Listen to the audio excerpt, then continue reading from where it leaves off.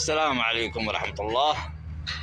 هذا الفقير معي قد شوية نرتاح، احنا فقراء زي الناس. وتحية وسلام وبوسة مني على رجل أمي، أنا بخير وأنا في صنعاء.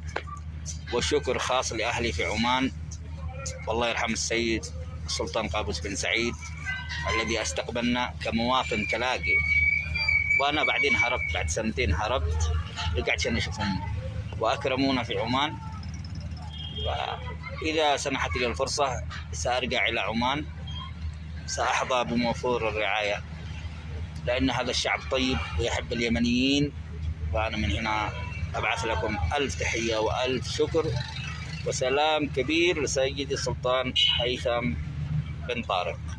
الله يحفظ عمان وشعب عمان كما يحفظ اليمن وشعب اليمن وكل الأمة. أخوكم ابن الحاج.